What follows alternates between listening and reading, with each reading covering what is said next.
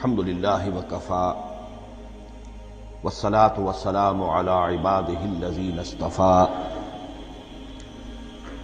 خصوصاً علی افضلہم وخاتم النبیین محمد الامین وعلی آلہ وصحبہ اجمعین اما بعد فقد قال اللہ تبارک وتعالی کما ورد فی سورة الزخرف اعوذ باللہ من الشیطان الرجیم بسم اللہ الرحمن الرحیم حامیم والکتاب المبین انا جعلناہ قرآنا عربیا لعلکم تعقلون وَإِنَّهُ فِي أُمِّ الْكِتَابِ لَدَيْنَا لَعَلِيٌّ حَكِيمٌ وقال تبارک وتعالی کما ورد فی سورة الواقعہ فلا اقسم بمواقع النجوم وإنه لقسم لو تعلمون عظیم انه لقرآن کریم فی کتاب مکنون لا يمسه الا المطهرون تنزيل من رب العالمين وقال عز وجل كما ورد في آخر سورة الفجر بل هو قرآن مجيد في لوح محفوظ صدق الله العظيم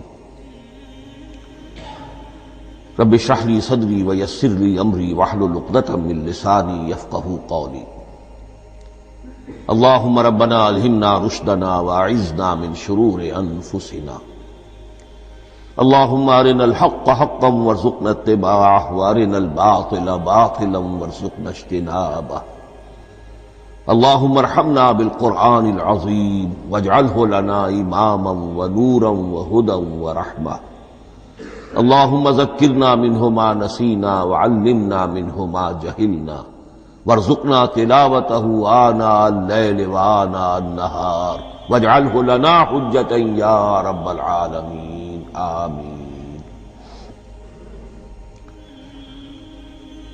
آج شعبان معظم کی 28ویں شب ہے اور ہم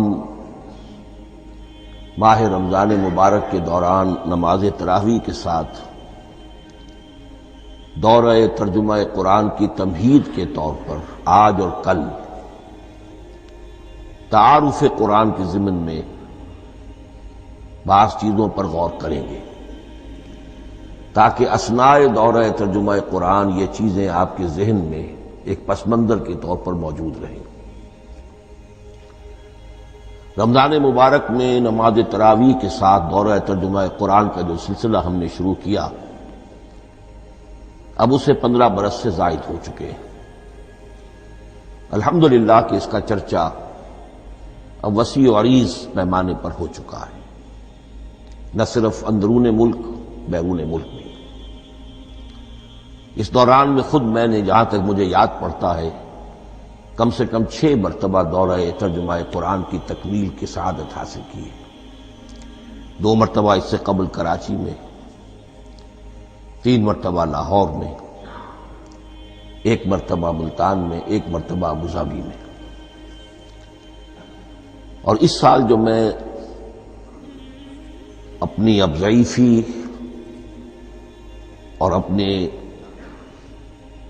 علالت کے باوجود یہ ہمت کر رہا ہوں اس کا ایک خاص سبب ہے، اور وہ یہ کہ اللہ کے فضل و کرم سے بعض صورتیں ایسی پیدا ہوئیں کہ کیبل ٹی وی پر میرے ان دروس قرآن یا دورہ ترجمہ قرآن کے کیسٹ دکھائے گئے بھارت میں، اور وہیں سے یہ درخواست بھی موصول ہوئی کہ ہم چاہتے ہیں کہ اسے سیٹلائٹ پر ٹیلی کاسٹ کرائیں، لیکن اس کے لیے اس کی جو ریکارڈنگ ہے اس کا معیار بہتر ہونا چاہیے۔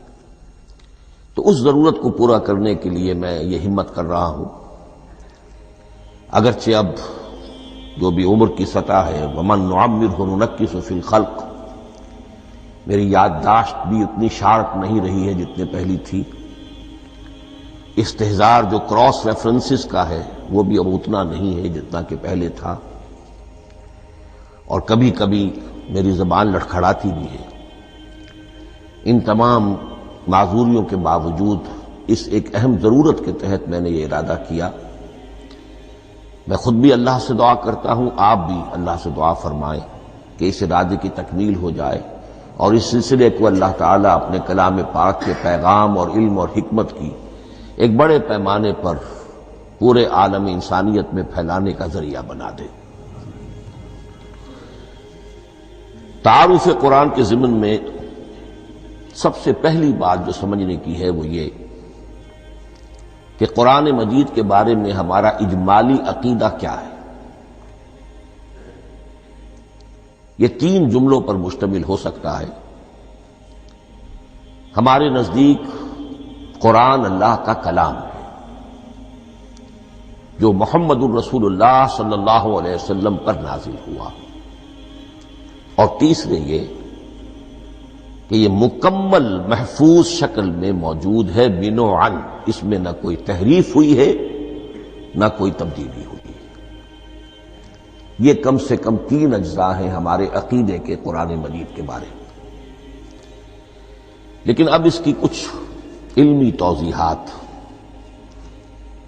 سب سے پہلے یہ کہ کلام ہونا، اس کا اللہ کا کلام ہونا، اس لیے کہ آپ کے علم میں ہے یہ تورات جو حضرت موسیٰ علیہ السلام کو دی گئی تھی وہ لکھی ہوئی شکل میں پتھر کی تختیوں پر لکھی ہوئی صورت میں دی گئی تھی، اور قرآن مجید کی تنزیل جو محمد رسول اللہ صلی اللہ علیہ وسلم پر ہوئی ہے وہ ایک مختلف صورت میں ہوئی ہے۔ اس کو قرآن مجید خود اللہ کا کلام قرار دیتا ہے۔ چنانچہ سورہ توبہ کی آیت ہے، آیت نمبر 6،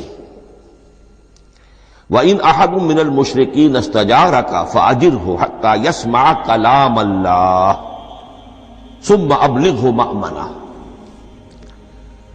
جب ہجرت کے 9ویں سال آخری وارننگ دی گئی تھی مشرکین عرب کو کہ اب صرف تمہیں چند مہینے کی مہلت دی جا رہی ہے، اس دوران میں آخری فیصلہ کر لو اسلام قبول کرنا ہے یا نہیں، اس لیے کہ اس کے بعد مشرکین عرب کے لیے کوئی رعایت نہیں ہوگی، جو لوگ اسلام قبول نہیں کریں گے انہیں تہہ تیغ کر دیا جائے گا۔ فَإِذَا انْسَلَخَ الْأَشْهُرُ الْحُرُمُ فَاقْتُلُوا الْمُشْرِكِينَ حَيْثُ وَجَدتُّمُوهُمْ۔ جب یہ مہلت ختم ہو جائے تو ان مشرکین کا قتل عام کرو۔ اس کی وضاحت پھر جب سورہ توبہ ہم پڑھیں گے تو اس وقت یقیناً ذہن میں کچھ اشکالات آئیں گے، لیکن اس وقت اس ضمن میں تفصیلی بحث کا موقع نہیں۔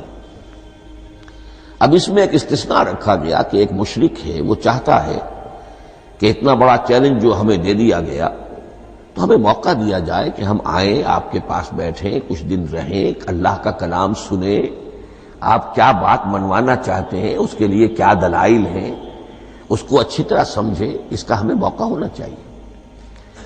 اس کے لیے یہ آیت نازل ہوئی کہ وَإِنْ أَحَدٌ مِّنَ الْمُشْرِكِينَ اسْتَجَارَكَ، اے نبی اگر ان مشرکین میں سے کوئی شخص آپ سے پناہ طلب کرے فَأَجِرْهُ، اسے پناہ دیجئے، حَتَّى يَسْمَعَ كَلَامَ اللَّهِ، یہاں تک کہ وہ اللہ کا کلام سن لے۔ ثُمَّ أَبْلِغْهُ مَأْمَنًا، پھر یہ بھی نہیں کہ اسی وقت اسے کہا جائے کہ تم مانتے ہو یا نہیں مانتے، نہیں، پھر اسے اس کے امن کے مقام پر پہنچا دو۔ یہ جو آیت ہے اس میں لفظ کلیئر آ گیا کہ قرآن مجید اللہ کا کلام ہے۔ لیکن اب اسی تل کے اوٹ میں پہاڑ والا مسئلہ ہے، ٹپ آف آئس برگ، اس کے نیچے وہ کتنا بڑا تودہ ہوتا ہے۔ کلام جو ہے اللہ تعالیٰ کی صفت ہے، اور یہ بڑا مسئلہ گہرا ہے، اور علم کلام کا ایک بڑا پیچیدہ مسئلہ ہے کہ ذات باری تعالیٰ اور اس کی صفات کے مابین کیا ربط و تعلق ہے۔ آیا صفات ذات کا جز ہیں، جزو لا ینفک ہیں، حصہ ہے، یا کچھ زائد بر ذات ہے، جس کو علامہ اقبال نے ایک جگہ کہا ہے صفات ذات حق، حق سے جدا یا عین ذات۔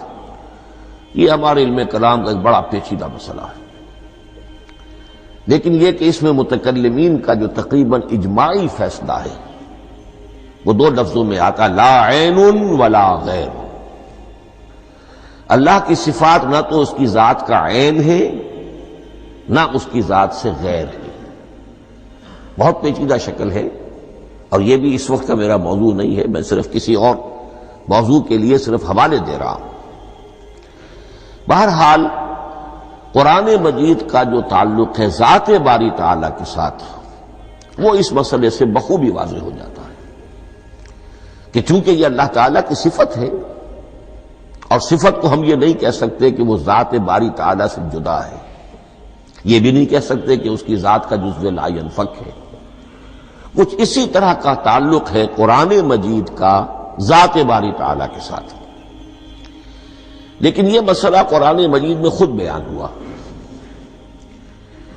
اور سورہ حشر کی آیت میں تو یہ فرمایا گیا، اللہ تعالیٰ نے اپنے اس کلام کی عظمت کو یوں بیان کیا، وہ عظمت کما ہیا، جیسے کہ وہ فی الواقع ہے، اور جس کا کہ گویا کہ پورا ادراک ہمارے لیے اپنی بہت سی محدودیتوں کی وجہ سے ممکن نہیں ہے. لیکن ایک تمثیل کے پیرائے میں سمجھایا، لو انزلنا ھذا القرآن علی جبل لرأیتہ خاشعا متصدعا من خشیۃ اللہ وتلک الامثال نضربها للناس لعلهم یتفکرون. اگر ہم نے اس قرآن کو کسی پہاڑ پر اتار دیا ہوتا تو تم دیکھتے کہ وہ دب جاتا اور پھٹ جاتا اللہ کے خوف سے. اور یہ مثالیں ہیں جو ہم لوگوں کے لیے بیان کرتے ہیں تاکہ وہ غور کریں، تدبر کریں، سمجھیں. ما لا یدرک کلہ لا یترک کلہ، اگرچہ بتمام و کمال عظمت قرآن کا فہم ان کے لیے ممکن نہیں ہے، لیکن کسی درجے میں تو کچھ انعکاس اس کا ہو جائے، کچھ اندازہ ہو جائے. انسان اپنی ذہنی سطح کے اعتبار سے، اس کی مناسبت سے کسی درجے میں عظمت قرآن کا اندازہ کر لے تو اللہ تعالیٰ کے ان الفاظ کو سامنے رکھے کہ لو انزلنا ھذا القرآن علی جبل لرأیتہ خاشعا متصدعا من خشیۃ اللہ. اب اس آیت کو سمجھنے کے لیے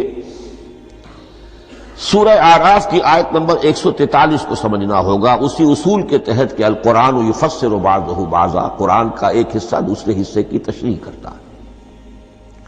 وہاں یہ واقعہ بیان ہوا ہے کہ حضرت موسیٰ علیہ السلام کو جب اللہ تعالیٰ نے کوہ طور پر طلب فرمایا 30 راتوں کے لیے، جس میں بعد میں 10 کا اضافہ کر کے وہ ایک 40 رات کا ایک کورس بنا، دن رات.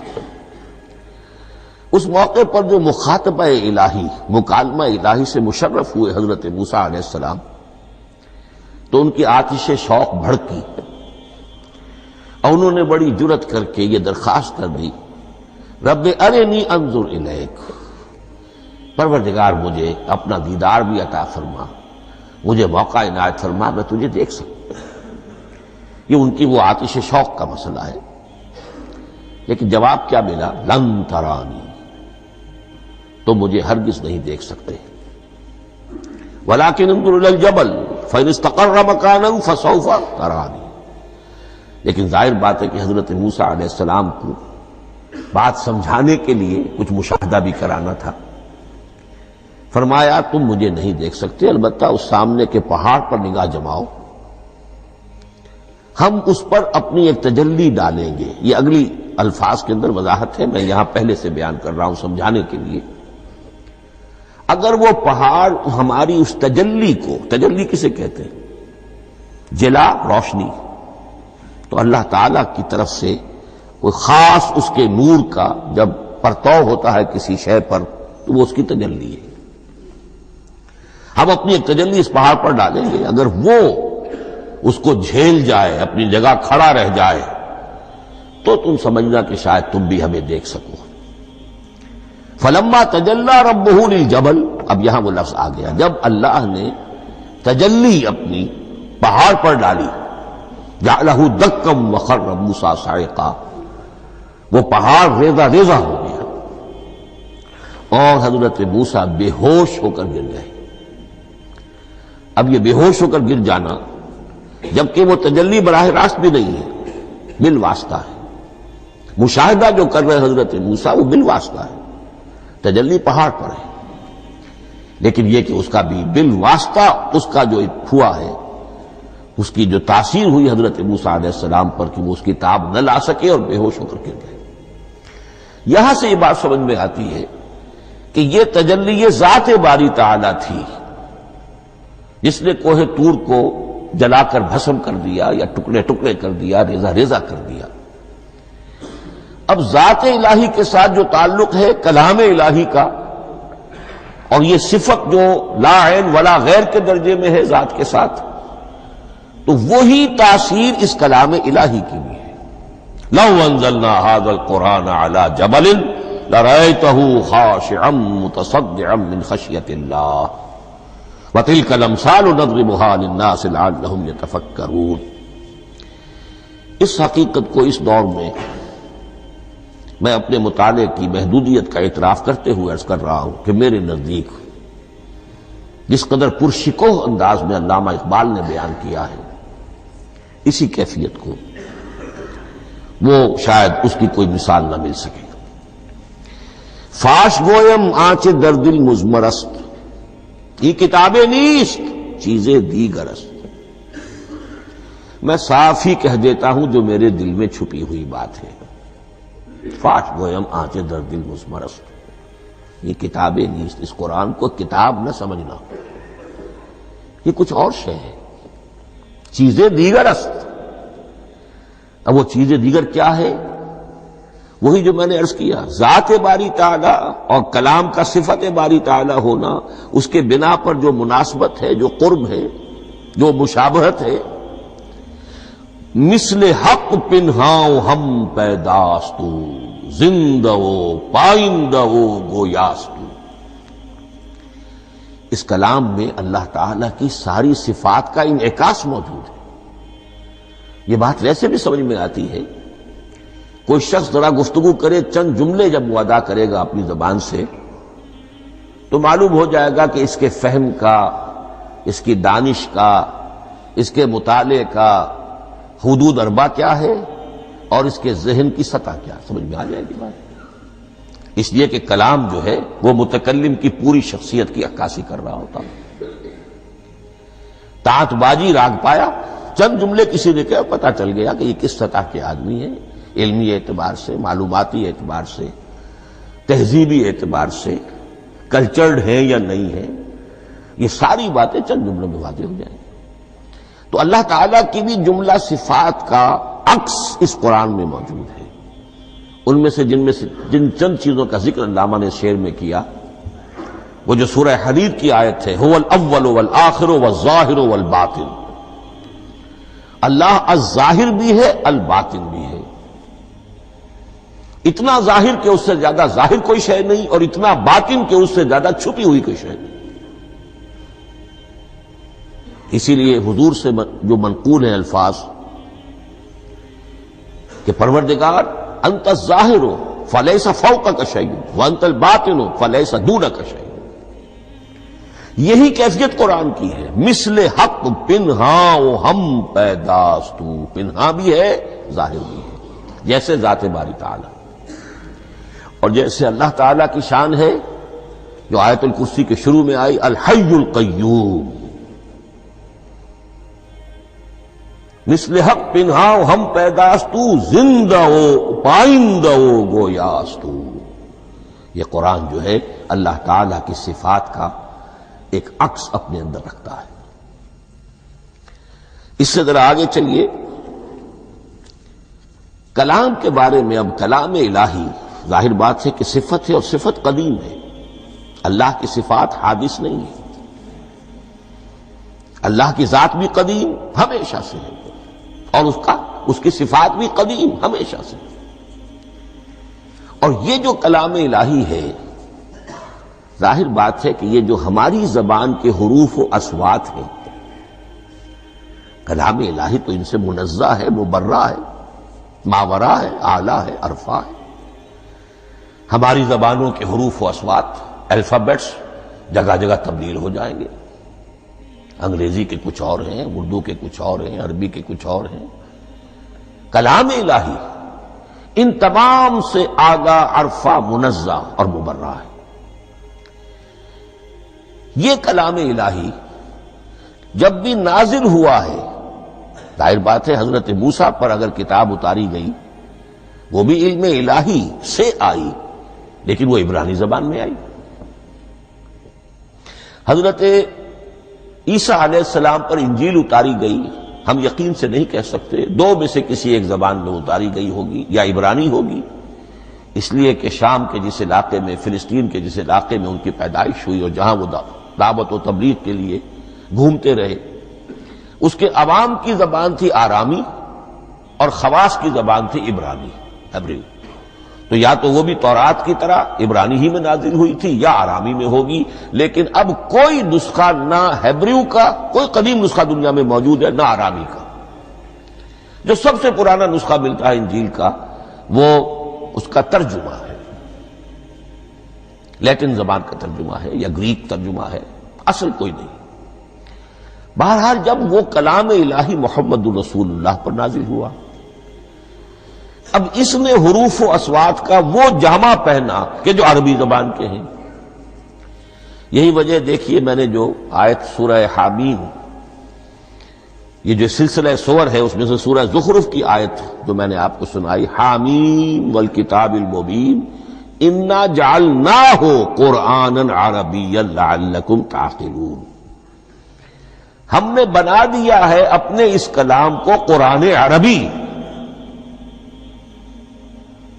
اس کو عربی حروف و اصوات کا جامہ ہم نے پہنا دیا ہے، انا جعلناہ قرآنا عربیا لعلکم تعقلون، کہ چونکہ مخاطب اول جو قوم تھی امیین، ان کی زبان عربی تھی، لعلکم تعقلون، تاکہ تم اس کو سمجھ سکو۔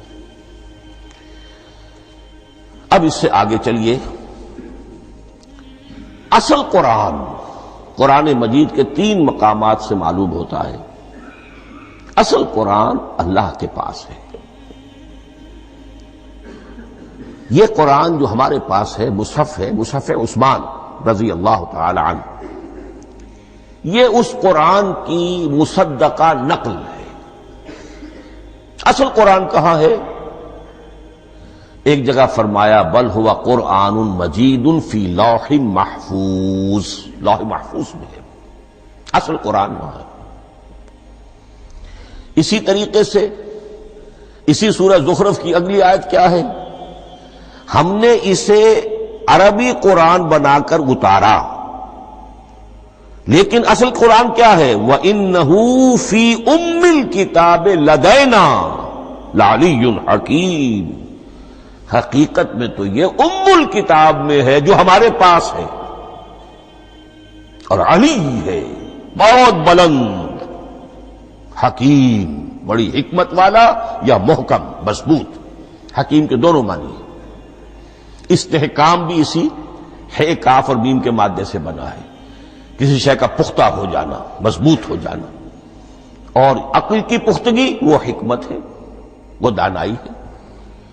اس اعتبار سے نوٹ کیجئے، اصل قرآن کہاں ہے؟ لوح محفوظ میں۔ اصل قرآن کہاں ہے؟ ام الکتاب میں۔ اسی کو کہا گیا ہے ایک اور مقام پر، فی صحف مکرمۃ مرفوعۃ مطہرۃ بأیدی سفرۃ کرام بررہ۔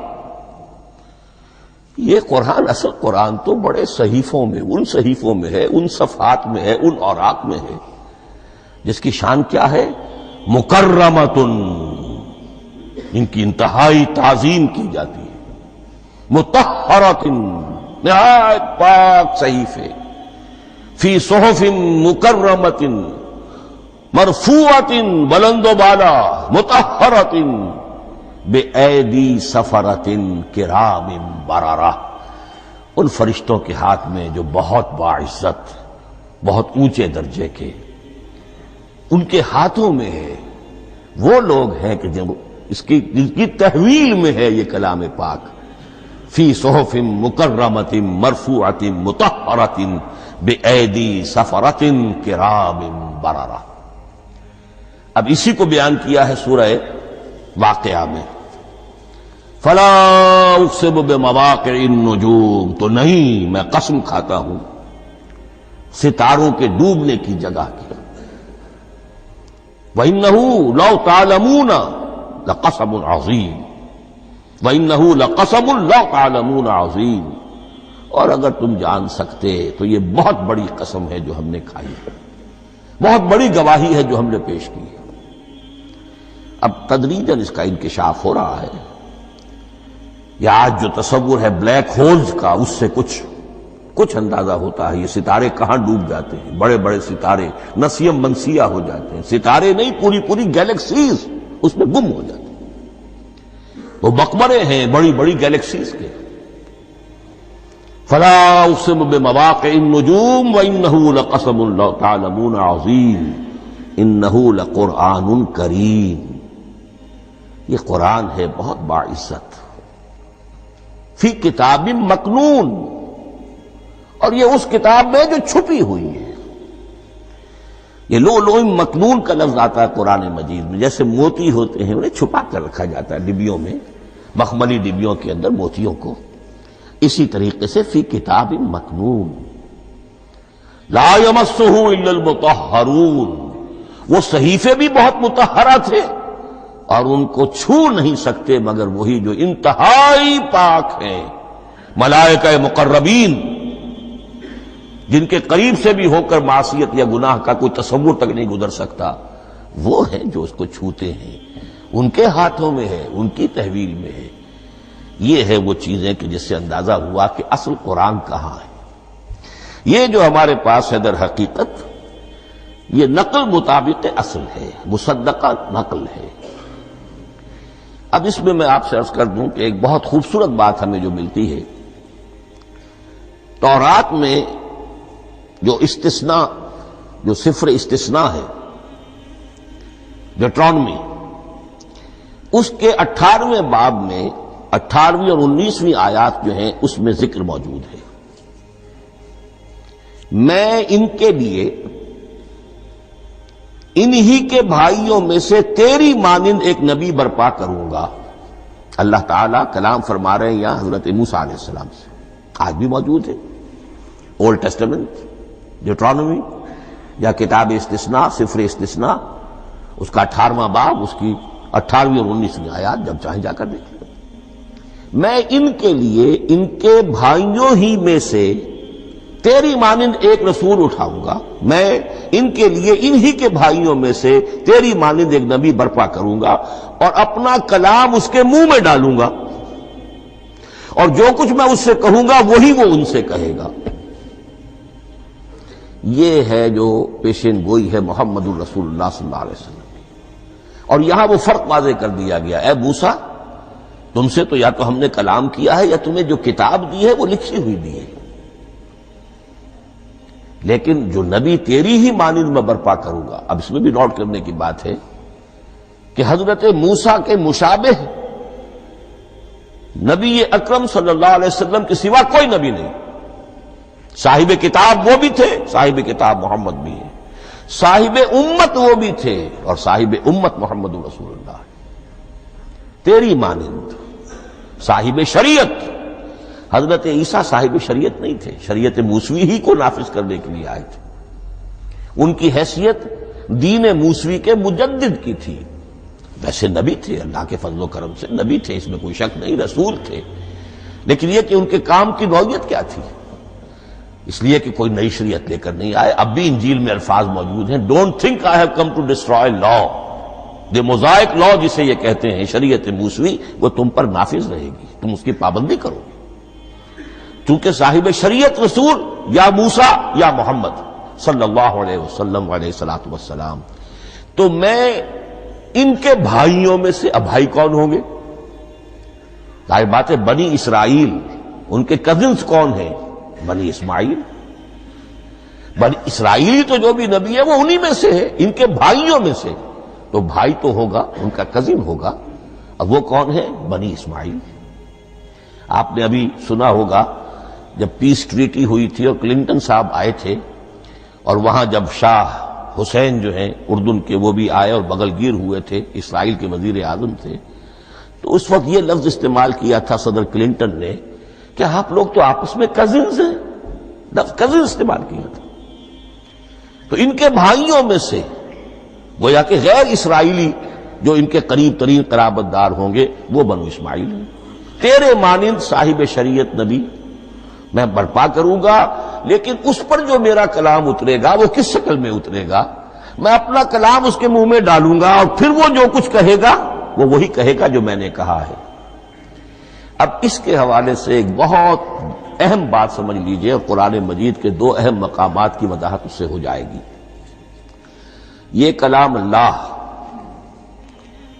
قرآن مجید میں اس کو قول جبرائیل بھی کہا گیا ہے. کلام اللہ حضرت جبرائیل کے ذریعے سے جب ادا ہوا ہے تو قول جبرائیل ہے، اور پھر جب وہ محمد الرسول اللہ کی زبانی ادا ہوا تو قول رسول ہے، قول محمد ہے صلی اللہ علیہ وسلم.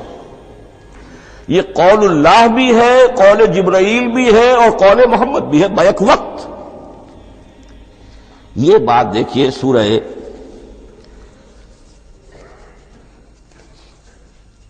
اذا السماء انفجرت، اس میں یہ سورت جو الفاظ آئے ہیں انہ لقول رسول کریم، سورۃ تکویر اذا الشمس كورت، انہ لقول رسول کریم ذی قوت عند ذی العرش مکین مطاع ثم امین وما صاحبکم بمجنون. یہ یہاں پر حضرت جبرائیل کا ذکر ہو رہا ہے. وما ہوا بقول شیطان الرجیم، محمد تک اس قرآن کو لانے والا تو وہ بلند پائے کا فرشتہ ہے، یہ کوئی شیطان رجیم نہیں ہے.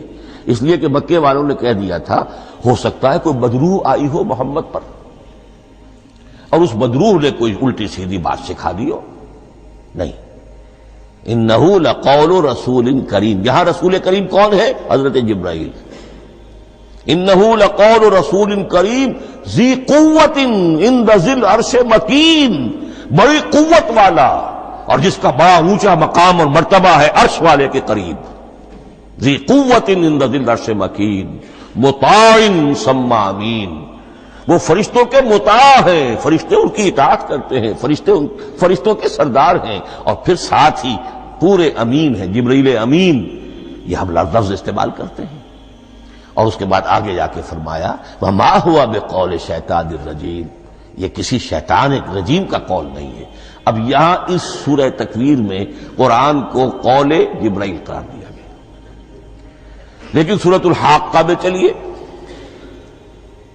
اس کے آخر میں آتا ہے انہ لقول رسول کریم وما ہوا بقول شاعر قلیلا ما تؤمنون ولا بقول کاہن قلیلا ما تذکرون تنزیل من رب العالمین. یہاں اب رسول کریم سے مراد محمد الرسول اللہ صلی اللہ علیہ وسلم. یہ کسی شاعر کا قول نہیں ہے، کسی کاہن کا قول نہیں ہے، یعنی جس کے زبانی یہ قرآن لوگوں کے سامنے آ رہا ہے. جبرائیل کا قول ہو کر تو محمد پر نازل ہوا صلی اللہ علیہ وسلم، لیکن اب لوگوں کے سامنے وہ قول محمد بن کر آ رہا. انہ لقول رسول کریم وما ہوا بقول شاعر قلیلا ما تؤمنون ولا بقول کاہن قلیلا ما تذکرون تنزیل من رب العالمین. تو قرآن مجید کلام اللہ ہے، پھر وہ قول جبرائیل بنا جب جبرائیل نے آ کر محمد کو سنایا، اور پھر وہ قول محمد بنا جب محمد کی زبان مبارک سے لوگوں نے اسے سنا، اہل عرب نے سنا، اور پھر وہ بات پھیلتی چلی گئی. اب آخری بحث اس موضوع پر جو ہے وہ یہ ہے، کلام الہی کی 3 صورتیں ہیں جو قرآن مجید میں سورہ شورى کی آیت نمبر 51 میں بیان ہوئی ہے. وما كان لبشر ان يكلمه اللہ، کسی بشر، کسی انسان کی یہ حیثیت نہیں ہے، مقام نہیں ہے کہ اللہ اس سے کلام کرے. یہ نہیں کہا کہ اللہ کے لیے ممکن نہیں ہے، نہیں، اللہ کے لیے تو ہر شے ممکن ہے، لیکن کسی بشر کا یہ مقام نہیں ہے کہ اللہ اس سے کلام کرے. مخلوق ہے، بشر ہے. ما کان لبشر ان یکلمہ اللہ الا اب 3 شکلیں آئیں، الا وحیا او من وراء حجاب او یرسل رسولا فیوحی باذنہ ما یشاء انہ علی حکیم. 3 صورتیں ہیں کلام الہی کی. یا تو براہ راست اللہ وحی کرتا ہے بغیر کسی فرشتے کی درمیان میں ذریعہ بنائے ہوئے، اسی کا نام الہام ہے، اسی کا نام تحدیث ہے۔ یہ غیر نبی کے ساتھ بھی ہوتا ہے۔ حضور نے فرمایا ہر نبی کی امت میں محدث ہوتے تھے جن سے اللہ کلام کرتا تھا، اور میری امت کا محدث عمر ہے رضی اللہ تعالی عنہ۔ محدث، محدث نہیں، محدث کے معنی ہے علم حدیث کا ماہر۔ امام بخاری محدث ہے، امام مسلم محدث ہے۔ محدث تحدیث سے مفعول بنا جس سے بات کی جاتی ہے، محدث۔ اللہ بات کرتا ہے، اللہ دل میں ڈال دیتا ہے، القاء ہو جاتا ہے، الہام ہو جاتا ہے، کوئی فرشتہ درمیان میں نہیں، براہ راست۔ دوسری شکل کلام کی کیا ہے؟ او من ورائے حجاب، یہ ہمارے علم کی حد تک صرف حضرت موسیٰ علیہ السلام کی شان ہے، استثنائی شان۔ وَكَلَّمَ اللَّهُ مُوسَىٰ تَكْلِيمًا، اور موسیٰ کے ساتھ تو اللہ نے کلام فرمایا جیسے کہ کلام کیا جاتا ہے۔ فرق کیا تھا؟ من ورائے حجاب، پردہ تھا، دیکھ نہیں سکتے تھے، تبھی تو ان کی وہ آتش شوق بھڑکی تھی۔ کیا قیامت ہے کہ چلمن سے لگے بیٹھے ہیں، صاف چھپتے بھی نہیں، سامنے آتے بھی نہیں، کلام بھی فرما رہے ہیں، لیکن یہ کہ بات مجھے دیدار عطا کرنے کے لیے تیار نہیں، رب ارنی انظر الیک۔ لیکن یہ جو کلام ہے ہمارے علم کی حد تک براہ راست اس دنیا میں حضور سے ہوا ہے معراج کی شب، لیکن وہ 7ویں آسمان پر ہوا۔ اس دنیا میں ہمارے علم کی حد تک یہ کلام براہ راست من ورائے حجاب صرف حضرت موسیٰ علیہ السلام کی استثنائی شان ہے۔ اور تیسرا ہے او یرسل رسولا فیوحی باذنہ ما یشاء، یا تیسری صورت یہ کہ اللہ کسی پیغامبر کو بھیجتا ہے جو وحی کرتا ہے جو اللہ چاہتا ہے۔ یہ تیسری شکل ہے وحی کی۔ قرآن مجید اس تیسری شکل میں نازل ہوا ہے محمد الرسول اللہ صلی اللہ علیہ وسلم پر۔ حضور کو جو الہام ہو جاتے تھے، جو حضور کو القاء ہو جاتا تھا، جو آپ کے دل میں براہ راست اللہ کی طرف سے وحی آتی تھی، وہ قرآن میں شامل نہیں ہے۔ اگرچہ حضور کے خواب بھی سچے تھے، وہ بھی اللہ کی طرف سے ہوتے تھے، شیطان کی آمیزش نہیں ہو سکتی تھی، لیکن یہ بھی قرآن میں شامل نہیں ہے۔ قرآن میں شامل ہے تیسری قسم کی وحی، او یرسل رسولا، پھر ہم بھیجتے ہیں ایک پیغامبر کو فرشتوں میں سے۔ اللہ یستفی من الملائکۃ رسلا ومن الناس، اللہ چن لیتا ہے فرشتوں میں سے بھی اپنا پیغامبر اور انسانوں میں سے بھی۔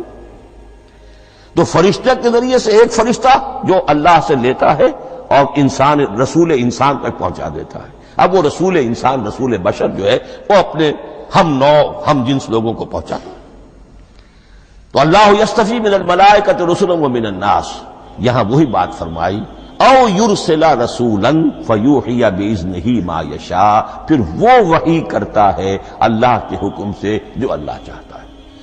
یہ کلام الہی کی یہ تیسری شکل ہے جو محمد الرسول اللہ صلی اللہ علیہ وسلم پر نازل ہوا، اور وہ ہے قرآن حکیم۔ اب ایک اور بحث جو علمی ہے وہ یہ ہے کہ حضور پر جو اس کا نزول ہوا اس کی کیفیات کیا تھی۔ دو الفاظ استعمال ہوتے ہیں، انزال بھی اور تنزیل بھی۔ ان دونوں میں فرق کیا ہے اس کو نوٹ کر لینا چاہیے۔ لغوی اعتبار سے جان لینا چاہیے، نزل ینزل کسی کا خود اترنا، نازل ہونا، اترنا۔ انزل ینزل دفعتن اتار دینا، کسی اور نے کسی شے کو دفعتن نیچے اتار دیا۔ یہی مفہوم نزلہ کے ساتھ بے لگ جائے تو آ جاتا ہے، با کے ساتھ نزلہ بہی، یہ اتارنے کے مفہوم میں آئے گا۔ لفظی ترجمہ یہ بھی کر سکتے وہ اترا اس شے کے ساتھ۔ نزل بہ الروح الامین، اس کو لے کر نازل ہوا خود روح الامین فرشتہ علی قلبک، اے محمد صلی اللہ علیہ وسلم آپ کے قلب مبارک پر۔ تو نزلہ بے اور انزال اس کے معنی ایک ہی ہے۔ لیکن اگلا لفظ ہے تنزیل، نزل ینزل تنزیلا، اس کے معنی ہے رفتہ رفتہ، تدریجاً، نجمن نجمن، تھوڑا تھوڑا کر کے، وقفے وقفے سے اتارنا۔ جیسے عربی میں اعلام کہیں گے، کسی کو کچھ بتا دینا، باخبر کر دینا، مطلع کر دینا، بھائی مطلع کر دیا میں نے، اب تم جانو تمہارا کام، یہ اعلام کہلائے گا۔ تعلیم کسے کہتے ہیں؟ سکھانا، درجہ بدرجہ، دیکھنا اس کی استعداد کیا ہے، آج یہ کیا بات سمجھ سکتا ہے، میں اتنے ہی درجے تک سمجھاؤں، اب کل میں اسے مزید سمجھاؤں گا، پرسوں مزید سمجھاؤں گا، یہ درجہ بدرجہ کسی شے کو سمجھانا، یہ تعلیم ہے۔ تو انزل ینزل انزالا، یہ ہے اتار دینا دفعتاً، اور نزل ینزل تنزیلا، یہ ہے تدریجاً اتارنا۔ اب قرآن مجید کے لیے یہ دونوں الفاظ مستعمل ہیں، لیلۃ القدر اور لیلۃ المبارکہ۔ اب یہ دو بھی نوٹ کر لیجئے، قرآن مجید میں چونکہ اہم مضامین کم سے کم دو جگہ پر ضرور آتے ہیں۔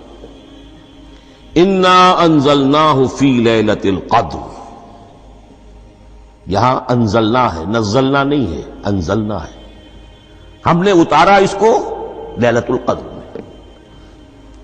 اور باقی صورت تو آپ کو یاد ہوگی، وما ادراک ما لیلۃ القدر، لیلۃ القدر خیر من الف شہر، تنزل الملائکۃ والروح فیہا باذن ربہم من کل امر، سلام ہی حتی مطلع الفجر۔ لیکن یہ اہم مضمون قرآن مجید میں دوسری جگہ بھی ہے، سورہ دخان کے شروع میں فرمایا حامیم والکتاب المبین انا انزلناہ فی لیلۃ مبارکۃ انا کنا منذرین فیہا یفرق کل امر حکیم امرا من عندنا انا کنا مرسلین رحمتا من ربک انہ هو السمیع العلیم۔ یہ لیلۃ المبارکہ ہے، ایک ہی ہے، لیلۃ القدر اور لیلۃ المبارکہ، ان دونوں کے لیے وہی انزلنا کا لفظ آیا۔ لیکن یہ کہ سابقہ کتابوں کے اعتبار سے قرآن مجید کا فرق واضح کیا گیا ہے، مثلا سورہ نساء کی آیت نمبر 136 بہت نمایاں ہے، بہت نمایاں ہے۔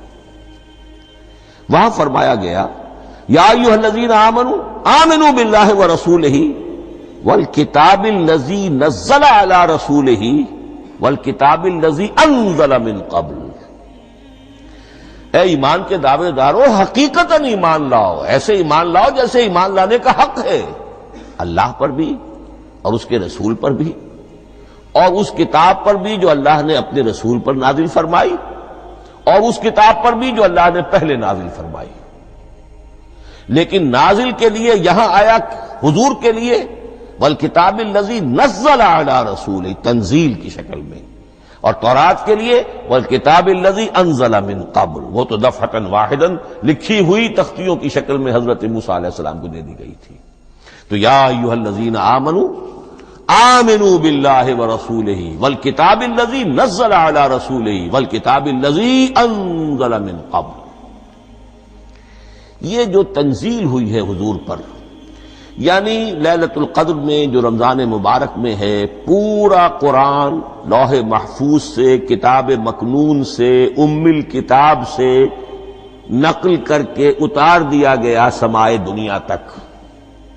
پہلا آسمان جسے ہم کہتے ہیں سمائے دنیا، وہ آسمان جو قریب ترین ہے دنیا کے، وہاں سے اب یہ درجہ بدرجہ، تھوڑا تھوڑا، چند آیتیں، چند سورتیں، پھر آیتیں، پھر سورتیں، یہ نازل ہوا محمد الرسول اللہ صلی اللہ علیہ وسلم پر۔ گویا کہ پہلا مرحلہ انزال کا ہے، پورا قرآن لوح محفوظ یا کتاب مکنون یا ام الکتاب سے نقل کر کے اتار دیا گیا سمائے دنیا تک۔ یہ ہے انزل ینزل انزالا، انا انزلناہ فی لیلۃ القدر انا انزلناہ فی لیلۃ مبارکہ۔ لیکن محمد الرسول اللہ پر یہ نازل ہوا اب تھوڑا تھوڑا، نجمن نجمن، درجہ بدرجہ، تدریجاً، یہ ہے تنزیل۔ اس تنزیل کی حکمت قرآن مجید میں بیان ہوئی ہے، اور اس اعتبار سے کہ اہل عرب نے، اہل مکہ نے اعتراض کیا تھا کہ یہ پورا قرآن تو نہیں محمد ایک ہی مرتبہ پیش کر دیتے صلی اللہ علیہ وسلم۔ اس میں جو چیز مضمر تھی وہ یہ تھی کہ چونکہ یہ حقیقت میں اللہ کا کلام نہیں ہے، یہ محمد کا اپنا کلام ہے، تو کوئی شاعر دنیا میں ایسا نہیں ہے جو ایک دم اپنا پورا دیوان دے دے، وہ تو ساری عمر میں تھوڑا تھوڑا، آج غزل کہی، کل قصیدہ کہا، پرسوں کچھ اور کہا، پھر وہ جمع ہوتا ہے تو وہ دیوان بنتا ہے۔ اسی طریقے سے تو یہ کر رہے ہیں۔ اگر یہ اللہ کا کلام ہوتا تو بیک وقت آ جاتا۔ یہ تو ذرا محنت کرتے ہیں، کچھ اس کے اندر اس کو اپنی محنت سے کوشش کر کے کچھ موضوع کرتے ہیں، کلمات، الفاظ، اور اس طریقے سے رفتہ رفتہ لے کر آ رہے ہیں۔ اس لیے ان کا اعتراض نقل ہوا ہے، وقال الذين كفروا لولا نزل عليه القرآن جملة واحدة، انہوں نے کیوں نہیں اترا یہ قرآن پورا کا پورا ایک ہی بار؟ یہ اعتراض تھا۔ اس اعتراض کے جو جوابات دیے گئے ہیں وہ نوٹ کیجئے کہ لوگوں کے حق میں یہ مفید ہے، یہ پورے قرآن کا تحمل ایک وقت میں کر نہیں سکتے۔ یہ پورا قرآن تو ایک ہی مرتبہ اگر پہاڑ پر بھی اتار دیا جاتا تو وہ پھٹ جاتا، دب جاتا۔ وَقُرْآنًا فَرَقْنَاهُ لِتَقْرَأَهُ عَلَى النَّاسِ عَلَى مُكْثٍ وَنَزَّلْنَاهُ تَنزِيلًا، سورہ بنی اسرائیل آیت 106۔ یہ وہ قرآن ہے جس نے ہم نے جس کو ٹکڑے ٹکڑے کر کے، فرق نہ ہو، فرق توڑ دینا، تھوڑا تھوڑا کر کے ہم نے کر دیا، لِتَقْرَأَهُ عَلَى النَّاسِ عَلَى مُكْثٍ، تاکہ آپ اسے پڑھ کر سنائے لوگوں کو وقفے وقفے سے، تاکہ وہ سہار سکیں، سنبھال سکیں، برداشت کر سکیں۔ وَنَزَّلْنَاهُ تَنزِيلًا، اسی وجہ سے ہم نے اسے نازل کیا ہے بطرز تنزیل، بطرز انزال نہیں، بطرز تنزیل۔ وَقُرْآنًا فَرَقْنَاهُ لِتَقْرَأَهُ عَلَى النَّاسِ عَلَى مُكْثٍ وَنَزَّلْنَاهُ تَنزِيلًا۔ ایک حکمت تو ہو گئی عوام کے لیے، ایک حکمت خود رسول کے لیے صلی اللہ علیہ وسلم۔ كَذَلِكَ لِنُثَبِّتَ بِهِ فُؤَادَكَ وَرَتَّلْنَاهُ تَرْتِيلًا۔ اب ذرا نوٹ کیجئے، قلب محمدی کے لیے بھی اس پورے کلام کا ایک دم سہار آسان کام نہیں تھا۔ یہ اس لیے، یہ اسی سورہ الفرقان کی جو آیت کا میں نے ایک حصہ آپ کو سنا دیا تھا، اسی کے اندر اس کا جواب آیا ہے، اسی آیت میں، آیت نمبر 32 ہے یہ سورہ فرقان کی۔ وقال الذين كفروا لولا نزل عليه القرآن جملة واحدة، یہ اعتراض ہے۔ جواب کیا ہے؟ كذلك لنثبت به فؤادك، ہم نے یہ اس لیے کیا ہے نبی کہ اس کے ذریعے سے آپ کے دل کو ٹھہراؤ اور جماؤ عطا کرے۔ یہ ایک دم اس کا اتر جانا، اِنَّا سَنُلْقِي عَلَيْكَ قَوْلًا ثَقِيلًا، بڑا بھاری بوجھ ہے، ناقابل برداشت ہے، تاکہ رفتہ رفتہ آپ کا دل، اس کے اندر تقویت بڑھتی چلی جائے، اس کے اندر اور اس کا تحمل جو ہے، اس کی صلاحیت بڑھتی چلی جائے۔ كَذَلِكَ لِنُثَبِّتَ بِهِ فُؤَادَكَ وَرَتَّلْنَاهُ تَرْتِيلًا، اسی لیے ہم نے تھوڑا تھوڑا کر کے نازل کیا ہے۔ وَلَا يَأْتُونَكَ بِمَثَلٍ لَّا جِئْنَاكَ بِالْحَقِّ وَأَحْسَنَ تَفْسِيرًا، ساتھ ہی فرمایا کہ یہ لوگ جو بھی اعتراض کریں گے ہم اس کا جواب بھی اور بہترین تعویل بھی آپ کو دے دیں گے۔ اب اگلی بحث یہ ہے، یہ قرآن کب اور کہاں نازل ہوا؟ یہ عام معلوماتی شے ہے، اس میں کوئی پیچیدگی نہیں ہے، لیکن اس کی اہمیت ہے، بہت ضروری ہے۔ وہ میں انشاءاللہ اگلی بحث میں جبکہ قرآن کے سمجھنے کے جو اصول ہیں ان کو بیان کروں گا تو وضاحت سے بات آئے گی۔ یہ کہ یہ عام معلوماتی ایک ہمارے ذہن میں خاکہ رہنا چاہیے، زمان و مکان کا کیا رشتہ ہے قرآن کے ساتھ۔ قرآن نازل کب ہوا؟ ہمارا چونکہ عام طور پر جو معمول ہے، ہم تو جو کرسچن ایرا ہے کے حوالے سے ہمارے ذہن کے اندر سارا حساب کتاب ہے، تو سن 610 عیسوی سے لے کر 632 عیسوی تک شمسی حساب سے 22 سالوں میں قرآن نازل ہوا ہے۔ 571 حضور کی ولادت کا سال ہے، 571 عیسوی۔ 610 میں آپ 39 سال کے ہوئے، لیکن قمری حساب سے 40 کے ہو چکے۔ 610 میں قرآن کی تنزیل شروع ہوئی اور 632 میں آپ کا انتقال ہوا۔ 22 برس زمانی اعتبار سے نقشہ ذہن میں رکھیے، اور اسے ہم اگر دوسرے حساب سے کہیں گے تو عام الفیل، وہ جو ابرہہ آیا تھا بیت اللہ کو ڈھانے کے لیے، وہ سال عربوں میں بہت مشہور ہو گیا تھا، اور وہی سال حضور کی ولادت کا ہے۔ تو عام الفیل ہی میں حضور کی ولادت ہوئی، لہذا 40 عام الفیل میں قرآن مجید کا نزول شروع ہوا، اور 11 ہجری تک یہ 23 برس بنتے ہیں قمری حساب سے۔ ایک رائے یہ بھی ہے کہ قرآن کا نزول 20 برس میں ہوا ہے، اور اس میں وضاحت یہ ہے کہ پہلے 3 سال اللہ تعالی نے ایک فرشتے کو، حضرت اسرافیل علیہ السلام کو مامور کیا تھا حضور کی تعلیم پر۔ دنیاوی اعتبار سے حضور نے کوئی تعلیم حاصل نہیں کی، آپ امی تھے، آپ نے دنیاوی اعتبار سے کسی کے سامنے زانو تلمس طے نہیں کیا، کہیں کوئی تعلیم حاصل نہیں کی، کہیں کوئی تحصیل علم نہیں کیا، لیکن اللہ تعالیٰ نے علمہ شدید القوا، اللہ تعالیٰ نے جو کچھ انہیں سکھایا ہے، جو علم انہیں عطا کیا ہے، تو ایک روایت یہ ہے کہ 3 برس تک، اور اس کے بعد پھر قرآن نازل ہونا شروع ہوا تو 20 برس تک قرآن نازل ہوا۔ لیکن وہ لوگ بھی مانتے ہیں کہ سورہ علق کی آیتیں نازل ہو چکی تھی، پھر 3 برس کا وقفہ ہے۔ سورہ علق کی آیتیں کیا ہے؟ جو پہلی وحی ہے، اقرأ بسم ربک الذی خلق، خلق الانسان من علق، اقرأ وربک الاکرم الذی علم بالقلم، علم الانسان ما لم یعلم۔ گویا کہ بسم اللہ ہو رہی ہے محمد الرسول اللہ صلی اللہ علیہ وسلم کی تعلیم کی، اور جن گھرانوں میں یہ رواج ابھی تک چل رہا ہو، بسم اللہ بچوں کی کراتے ہیں، ایک تقریب کی شکل میں منعقد کرتے ہیں، ہمارے ہاں یہ رواج تھا، اب ہم چھوڑ چکے ہیں، کہ جو تقریب بھی حضور کی اور صحابہ کی زندگیوں سے ثابت نہ ہو، ہمیں کوشش کرنی چاہیے کہ ان تقریبات کا سلسلہ منقطع کریں۔ ما انا علیہ واصحابی، ہماری تقریبات جو ہیں وہ بس وہیں تک محدود رہنی چاہیے۔ بہرحال وہ جو ایک چلتی ہے روایت، 4 سال 4 مہینے 4 دن کا بچہ یا بچی ہو تو بسم اللہ یہی آیتیں پڑھی جاتی ہیں، پڑھ تو نہیں سکتا، انگلی رکھ کر پڑھانے والا کوئی عالم دین بیٹھ جاتا ہے سامنے، وہ نہا دھو کر بچہ یا بچی بیٹھی ہوئی ہے، اور اس کو اقرأ بسم ربک الذی خلق، خلق الانسان من علق، اقرأ وربک الاکرم الذی علم بالقلم، علم الانسان ما لم یعلم۔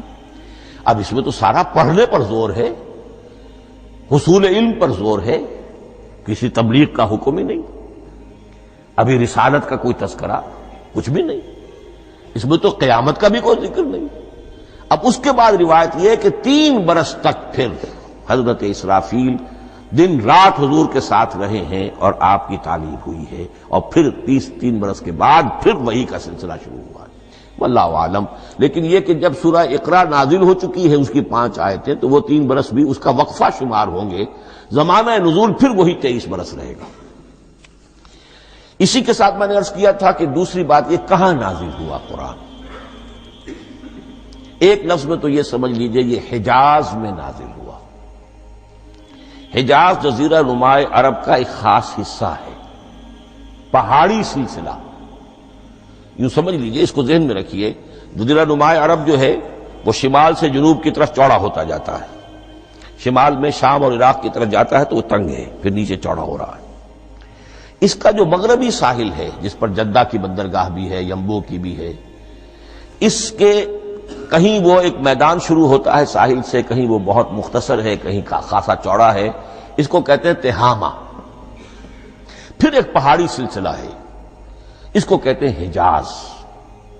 یہ پہاڑی سلسلہ جو ہے اس کے بعد جو ہے وہ نجد کہلاتا ہے، وہ سطح مرتفع ہے، پلیٹو۔ تو یہ 3 حصے ہیں جزیرہ نمائے عرب کے جغرافیائی اعتبار سے، اور حجاز کہتے بھی ہیں پردے کو، حاجزن، پردہ جو 2 چیزوں کے درمیان حائل ہو جائے۔ تو یوں سمجھیے کہ یہ فلیٹ ہے نجد کا، اور یہ فلیٹ ہے میدان، یہ ہے تہامہ کا، اور درمیان میں یہ پہاڑی سلسلہ کھڑا ہوا ہے، تو یہ گویا کہ ان دونوں کو جدا کر رہا، یہ حجاز ہے۔ اس حجاز ہی کا شہر مکہ ہے، اس حجاز ہی کا شہر مدینہ ہے، اس حجاز ہی کا شہر طائف ہے، اس حجاز ہی کی آخری ٹپ سمجھ لیجئے تبوک ہے۔ تو حضور صلی اللہ علیہ وسلم کی پوری زندگی آغاز وحی کے بعد سے لے کر وہ اسی علاقے کے اندر، پہلے آپ مکے میں تھے، قرآن مجید کی جو صورتیں اس دور میں نازل ہوئیں یا آیتیں نازل وہ مکیات کہلاتی ہیں۔ پھر آپ نے ہجرت کی، اور ہجرت کر کے جب آپ جا رہے تھے اس دوران میں بھی کچھ قرآن نازل ہوا اثناء ہجرت میں۔ پھر آپ مدینے تشریف فرما ہوئے، اب وہ ہم کہتے ہیں مدنی قرآن، لیکن مدنی قرآن سارا مدینے میں نازل نہیں ہوا۔ آپ کبھی جا رہے کسی مہم پر، کسی جنگ کے لیے، غزوہ بدر کے لیے آ گئے ہیں، تو وہاں جو آیات نازل ہو رہی ہیں وہ مدینے میں تو نہیں ہو رہی. براڈ تقسیم تو یہی ہے، مکی مدنی. ہجرت سے قبل جو کچھ نازل ہوا وہ مکی، ہجرت کے بعد جو کچھ نازل ہوا وہ مدنی. لیکن صرف مدنی کہنا صحیح نہیں ہے. اثناء سفر تبوک، اتنا طویل سفر ہے آپ کا، اس کے دوران آتے جاتے قرآن نازل ہوتا رہا. لیکن یہ بات نوٹ کر لیجئے کہ پورا قرآن حجاز ہی میں نازل ہوا ہے. یہ تمام شہر، یہ تمام علاقہ حجاز کہلاتا ہے. ایک اور بحث جو ہم اسی اپنی پہلی نشست میں مکمل انشاءاللہ کر لیں گے وہ ہے محفوظیت قرآن کی بحث. میں نے عرض کیا تھا کہ 3 چیزوں پر ہمارا عقیدہ مشتمل ہے. یہ اللہ کا کلام ہے، نمبر 1. نازل ہوا محمد الرسول اللہ پر صلی اللہ علیہ وسلم. اسی لیے ہم نے کلام سے متعلق کچھ مباحث علمی گہرائی میں اتر کر وہ سمجھے. حضور پر اس کے نزول، انزال اور تنزیل کے مختلف مراحل کو سمجھا. اب اس کی محفوظیت کے اعتبار سے واقعہ یہ ہے کہ واحد کتاب ہے پوری دنیا میں، واحد کتاب جس کے بارے میں دشمن بھی تسلیم کرتے ہیں، چاہے وہ اسے اللہ کا کلام نہ مانے، لیکن یہ مانتے ہیں کہ بعین ہی وہ شے جو محمد نے اپنی امت کو دی تھی آج بھی امت کے پاس صحیح موجود ہے. ظاہر بات ہے اگر تو اسے اللہ کا کلام مانے، وہی مانے، تب تو مسلمان ہی ہو گئے. وہ تو یہی کہتے ہیں کہ بہرحال محمد نے چاہے خود لکھا، تصنیف کیا، جو بھی کچھ کیا اس کو چھوڑ دیجئے، لیکن جو شے محمد نے اپنی امت کو دی تھی صلی اللہ علیہ وسلم بعین ہی وہ شے موجود ہے. تو یہ محفوظیت قرآن کی جو ہے، جبکہ کوئی اور دنیا کی کتاب اس کی مدعی ہی نہیں. تورات والوں کا سرے سے یہ دعویٰ ہی نہیں ہے. وہ تورات تو گم ہو گئی تھی نبوکدنضر کے حملے کے وقت. اس کے بعد سے دنیا میں تورات کا وجود نہیں ہے. اور پھر 100 برس کے بعد اپنی یادداشتوں سے مرتب کی ہے یہ تورات جو آج ہمارے سامنے ہے. انجیل کا جیسا کہ میں عرض کر چکا ہوں کوئی نسخہ جو ہے نہ عبرانی کا موجود ہے نہ آرامی زبان کا ہے. دنیا کی کوئی کتاب نہیں جو دعویٰ کر سکتی ہو. یہ قرآن جو شروع ہوتا ہے ذالک الکتاب لا ریب فیہ، یہ دعویٰ دنیا کی کسی اور کتاب نے خود کیا نہیں. اس کی بھی جس قدر پرشکوہ الفاظ میں علامہ اقبال نے اس کی ترجمانی کی ہے انہی کا حصہ ہے. حرف اورا ریب نئے، تبدیل نئے، آیش شرمندہ تعویل نئے. اس قرآن کے کسی حرف میں کوئی تحریف ہو جانا نہیں، امکان ہی نہیں. قطعی طور پر کسی لفظ کا بدل دیا جانا نہیں. حرف اورا ریب نئے، تبدیل نئے، اس میں کسی کا شک پر مبنی ہونا نہیں. آیش شرمندہ تعبیر نئے. اس کی آیت کوئی بھی ایسی نہیں جسے تروڑا مروڑا جا سکے. یہ اپنی حفاظت خود کرتی ہے. لا یاتیہ الباطل من بین یدیہ ولا من خلفہ، حامیم السجدہ کی آیت نمبر 42. اس پر باطل حملہ آور ہو ہی نہیں سکتا. انا نحن نزلنا الذکر وانا لہ لحافظون، ہم ہی نے یہ الذکر نازل کیا ہے اور ہم ہی اس کی حفاظت کرنے والے ہیں. جہاں تک پہلے ٹکڑے کا تعلق ہے اس آیت مبارکہ کا، اس میں تو تورات بھی آئے گی. تورات کس نے نازل کی؟ اللہ نے نازل کی. انجیل کس نے نازل کی؟ اللہ نے نازل کی. انا انزلنا التوراۃ فیہا ھدی ونور، یہ سورہ مائدہ میں الفاظ ہیں. انجیل کے بارے میں بھی ہم نے انجیل عطا کی عیسیٰ کو، فیہ ھدی ونور. لیکن یہ کہ انا نحن نزلنا الذکر، اس کو اس قدر تاکید کے ساتھ کہہ کر وَإِنَّا لَهُ لَحَافِظُونَ، اور ہم ہی اس کے محافظ ہیں. لیکن اس موضوع پر اہم ترین مقام جو ہے قرآن مجید کا وہ سورہ قیامہ کی یہ آیات ہے. لا تحرک بہ لسانک لتعجل بہ. جب قرآن نازل ہوتا تھا حضور جلدی جلدی زبان کو حرکت دیتے تھے، یاد کر لیں، مبادا کہیں بھول جاؤں، مبادا کوئی لفظ جو ہے تبدیل ہو جائے. یہ مشقت جو آپ جھیل رہے تھے اس سے اللہ نے روک دیا از راہ شفقت اور محبت. لا تحرک بہ لسانک لتعجل بہ ان علینا جمعہ وقرآنہ، ہمارے ذمے ہے اس کو جمع کر دینا، آپ کے سینے میں جمع کر دیں گے اس کو. اور صرف جمع کرنا نہیں، قرآن ترتیب. قرآن ہوتا ہے پڑھا جاتا ترتیب سے. یعنی ترتیب نزولی، یہ بعد میں ہماری علیحدہ بحث بھی آئے گی کہ ترتیب نزولی اور ہے، ترتیب مصحف اور ہے، یہ ترتیب بھی ہم کروا دیں گے، یہ بھی ہمارے ذمہ ہے۔